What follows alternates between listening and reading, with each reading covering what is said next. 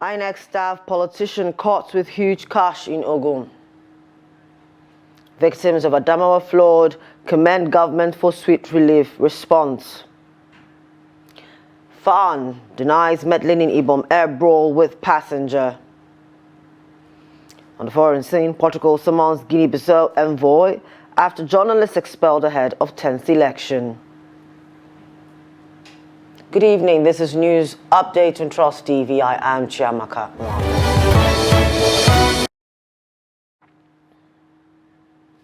Thank you for joining us. Now in Ogun State, security operatives have arrested some persons suspected to be officials of the Independent National Electoral Commission, INEC, with a large sum of money ahead of the by-election in this state. The suspected INEC officials were arrested alongside politicians allegedly plotting to buy votes during the election.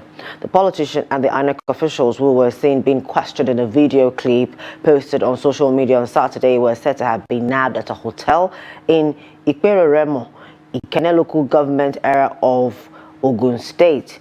In the video, which is currently going viral, the INEC officials, a male and a female, and alleged PDP officers could be seen squatting and being interrogated by unidentified security personnel. The interrogator said intelligence reports indicated that the INEC officials were earlier contacted and given a large sum of money by party officials for alleged vote buying during the by-election.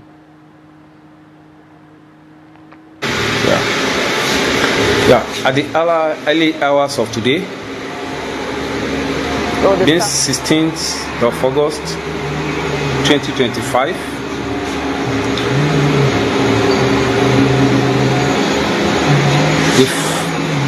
these people were arrested at Peru.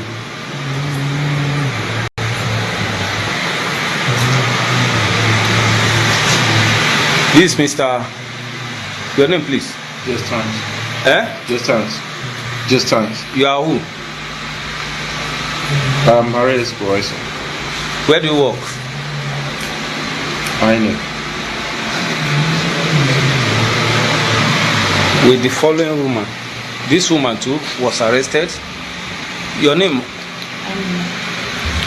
Where do you work? Over in Kano State, security operatives have arrested a suspected agent with about 25 million naira allegedly earmarked for vote buying ahead of this Saturday's by-election.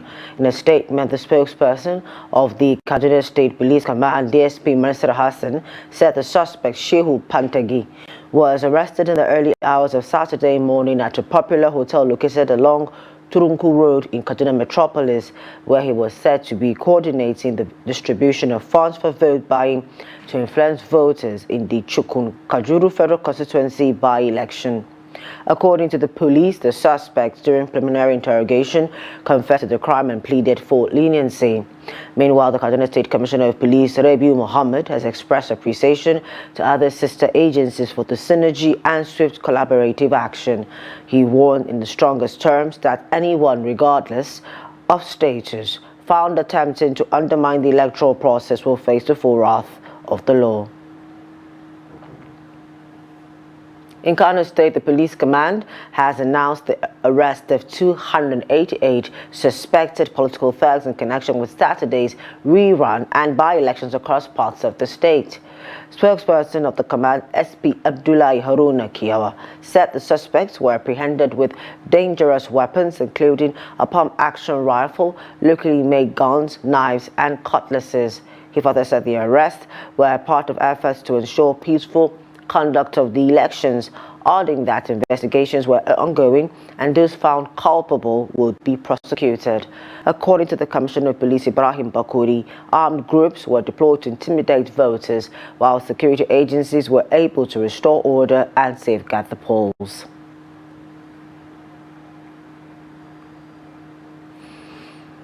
The ruling All Progressives Congress APC has called for the immediate cancellation of the by-elections for Shanono Bagwai constituency and the Gilly constituency will run election in Kano State. APC National Publicity Secretary Felix Moraka, in a statement in Abuja on Saturday, said the cancellation call follows alleged widespread extreme violence and election disruption by armed thugs across several polling units in Shanono and Bagwai and Gwari constituencies. He said, quote, verifiable reports from Shanono and Bagwai local government areas and Gwari constituency showed voters fleeing polling areas with deployed security personnel overwhelmed by the violence, making the prospects of a credible election impossible. According to him, accepting the outcome of the Shanono Bagwai Kano State constituency by-election and Gwari rerun election, the atmosphere of utter brigandage and outright violent voter intimidation will be against democratic. It dictates a free, fair and peaceful election and set a dangerous precedent for undesirable and unacceptable electoral heist. We go to Adamawa State, where victims of the recent flood disaster, which claimed 29 lives, have expressed gratitude to the state government for a swift intervention during and after the incident. This comes even as the government has pledged continued support to alleviate the suffering of those affected. Gibson Swadigo reports. Flash floods have continued to destroy homes, farmlands and businesses across Adamawa State following heavy rainfall. In Yola South, the disaster caused massive destruction and tragically claimed 29 lives. On the day of the floods, a delegation led by the Deputy Governor Kalita Farauta visited affected areas, including victims receiving care at the Modibo Adama Teaching Hospital in Yola. We don't want to leave anybody behind. Everybody that was brought here should be taken back. At the hospital, the Deputy Governor provided cash assistance to address their urgent health needs. We have also brought food items, clothing, blankets, mats to this place where the victims will be staying for now. Soon after, officials from the Adamawa State Emergency Management Agency at SEMA, working with NEMA, carried out a damage assessment. The government then launched the distribution of relief materials to more than 4,000 households. 4 distribution centers were set up by ATSEMA with security personnel deployed to maintain order. The Deputy Governor and members of the State Executive Council monitored the exercise to ensure transparency. We are hoping that at the end of this, close to 4,000 households would be benefiting from what we are doing. Beneficiaries commended the government for the swift response, saying the relief items of help eased their hardship. We thank the government for taking our matter very seriously and for giving us more than we lost. We are happy with this contribution from state government. Meanwhile, another heavy downpour has triggered fresh flash floods across parts of the state, with the government moving quickly to reach affected communities. Gibson Soadigo, Trust TV News, Yola. President Bola Tinubu has approved the release of 16.7 billion naira for the immediate reconstruction of the Mokwa Bridge in Niger State, which was destroyed by flooding in May of 2025. The Minister of Information and National Orientation, Mohammed Idris, announced this in Abakaliki on Saturday after a meeting with the Minister of Works, Steve Umahi. Idris, who is leading a federal government delegation on a 3-day tour of projects and citizen engagements in the Southeast, said the approval underscores the administration's responsiveness to urgent infrastructure needs.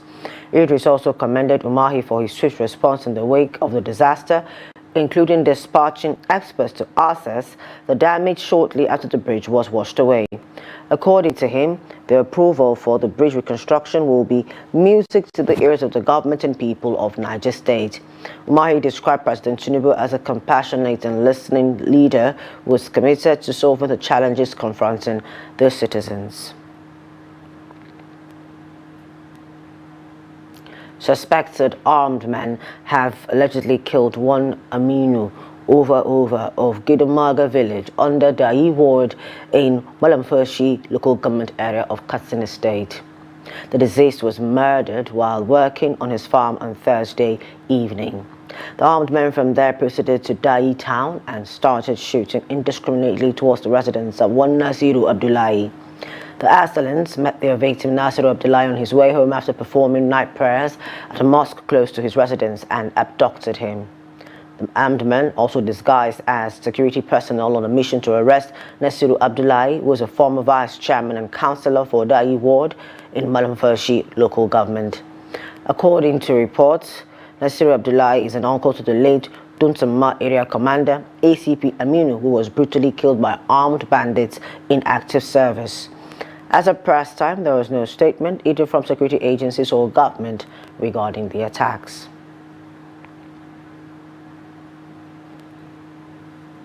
The Kebbi State Police Command has recorded another major success in its ongoing fight against banditry as operatives in Niriba have rescued 2 kidnapped victims following a fierce-gun battle with bandits. In a statement on Saturday, the Kebbi Police Command Public Relations Officer Nephew Abubakar said the rescue operation occurred on Friday, August 15, 2025, during an aggressive patrol around Dankadi village in the Niriba district of Danko Wasagu local government area of the state. The victims were reportedly abducted on August 9, 2025, while grazing their cattle in Gairi Forest, Zamfara State. Both men were found unharmed and were promptly taken to a medical facility for examination before being reunited with their families. Abubakar quoted the Commissioner of Police, Kebbi State Command Bello Sani, as commending the bravery, resilience and professionalism of the Riba DPO and his team. The Federal Airports Authority of Nigeria, FAN, has distanced itself from the initial handling of the incident involving Comfort Emerson and Ibom Airline at the Murtala Mohammed International Airport Terminal 2, Lagos, last Sunday. In a statement released on Friday, FAN clarified that its personnel were not involved in the early stages of the incident, which occurred within the terminal operated by Courtney Aviation Services Limited. FAN explained that security operations at MM2 are under the jurisdiction of Ibom Air's internal security and the Courtney Aviation Security Unit, as the terminal is a privately operated facility. The agency explained that its aviation security personnel became involved only after Emerson was transferred to the Crime Investigation and Intelligence Unit, also known as Tango CT, for official documentation before being handed over to the Nigerian police for prosecution. FAN further emphasized its commitment to professionalism, saying it continues to prioritize the training and retraining of its AVSEC officers in line with regulations set by the Nigerian Civil Aviation Authority. Public interest lawyer Ayodele Ademiluyi has dragged the federal government, the Nigerian Civil Aviation Authority, NCAA, and several other parties before the Federal High Court Lagos, demanding 500 billion naira in damages over what he described as a blatant breach of the rule of law in handling 2 aviation infractions involving popular musician King Wasiu Ayinde Marshall and passenger Comfort Emerson. The suit lists as respondents the President of the Federal Republic of Nigeria, the Attorney General of the Federation, Minister of Aviation, the Federal Airports Authority of Nigeria, Ibom Air, Value Jet, the Nigerian Correctional Service, King Wasiu Ayinde, the Nigerian Police Force, the Governor of Akwa Ibom State, the State Attorney General, and the airline operators of Nigeria. Addressing a press conference, Ademiluyi, who is also the convener of the Movement for Justice and secretary of the Radical Gender Movement, stated that the action was necessary to enforce accountability and protect the public interest. According to him, the matter transcends the personalities involved and points to systemic decay in the aviation sector. The lawyer criticized the handling of the 2 incidents, alleging an imbalance in the treatment of both parties. He accused authorities of failing to arrest, arraign, or prosecute King Wasiu, despite allegations against him, while Emerson faced immediate sanctions. 2 more stories. Gilly, the traditional head tie predominantly worn by women in Nigeria, is widely celebrated for its cultural significance. In Lagos State, many stay-at-home women, particularly those from Kogi State, have transformed this craft into a reliable source of livelihood. While some inherited the skill from their parents, others have invested money to learn it professionally. Trust TV spoke with some of the women who make Gilly for a living. Here's more in this report. Gilly is a traditional head tie in Nigeria, most commonly associated with the Yoruba people. It holds a special place in Nigerian fashion and cultural events. Beyond its beauty, handcrafting a Gilly is a valuable skill, and for many women in Lagos, especially those from Kogi State, it has become their main source of income. With the long holiday season ongoing, many mothers are also engaging their children in vocational skills such as Gilly production. Women who rely on Gilly for their livelihood explain the different types available and the occasions they are used for. This handwork that I'm doing is not we did not learn it. We inherit it from our own side, which is Okene in Kogi State. So if you are born into a Igbira, and unless you don't want to do it, you must have the knowledge of it. Unless you don't want to use it as handwork or you don't want to go into it and be doing it. So this one is Ashoke, it's handwork. So we are making it for party or naming ceremony or wedding. Anybody who want to do wedding, want to use Ashoke complete, they do man and woman Ashoke. So this one is Ashebi Gele, so that where they will use to tie, make them look fine. So you will get the different Ashoke. So this type where I'm doing for hand is cotton to cotton. You understand me? So we call this one full lace.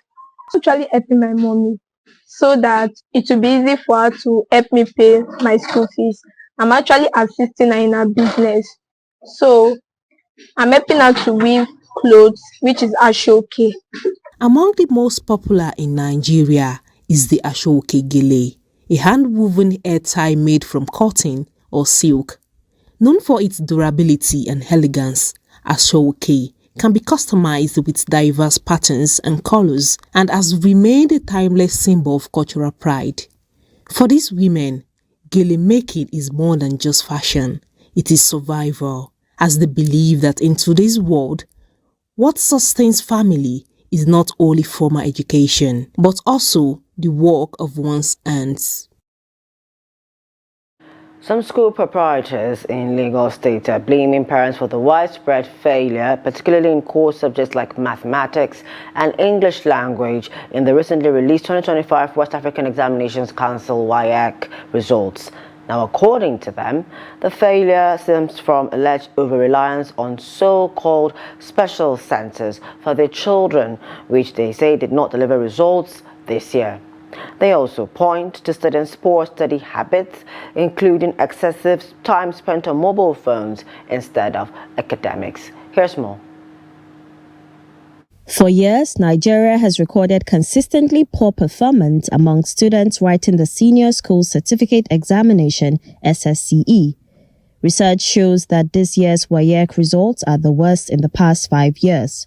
While some point fingers at the examination body, parents and students themselves, many parents in Lagos are criticizing the scheduling of core subjects, especially English language, into late hours of the day. In some cases, examinations extended into the night, with parents reportedly picking up their children as late as 9 p.m., while others recounted that students had to use torchlights in the hall to complete their papers.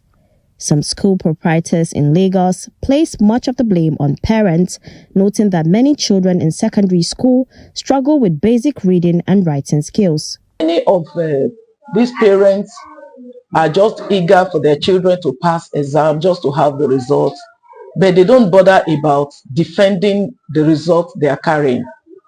They are only after the children having the result, passing the result, having A's in their results, to be able to stand out there to maybe to enter university and others, but they don't care about defending that result. And then some of the schools also contribute to this by allowing arranging their children for special centers. WAEC result generally this year that is very bad. The fault could be traceable to WAEC, could be traceable to parents, students in particular. But as for we here, we try our best, employ external examiners, paying exorbitantly to see that these students are well groomed for the forthcoming WAEC examinations. Let me start by the parents and the children. During my own time, there was nothing like special center. But this time around, when I saw the results, I was like, what's going on? But I believe God, the WAEC people cannot just dash out marks. It's what you have written that you got your score. So about the parents and the children, what I think is that some parents, they believe that if their child will go to special center, automatically that child will pass. Like 80% of them, they are not ready to learn anything. And with the help of their parents that support them to do this maybe special center, special class, special teacher, all those things. So me, I will blame them, especially the public schools. Most students don't want to read again. They don't want to read. Everybody wants to make easy money. Make money at the age of 14, 15. It seems like the parents and the students were dependent on expo and special center. Unfortunately, work out. It failed completely. Proprietors are also urging WAEC to safeguard its examination questions and ensure staff do not compromise the process, alleging that some officials leak questions ahead of the exam dates. They further called on parents to instill discipline in their children, build their confidence, encourage them to rely on their own abilities, and devote more attention to their studies rather than to mobile phones.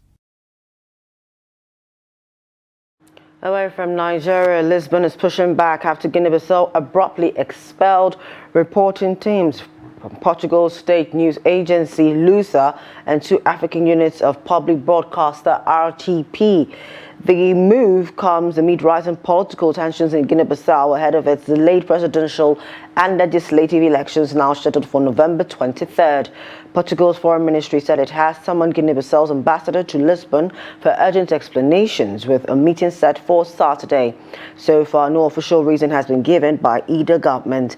A decree issued on Friday ordered the journalists to leave the country by August 19. President Umaru Sissoco Embalo, a former army general, has drawn criticism after announcing in March that he would seek a second term.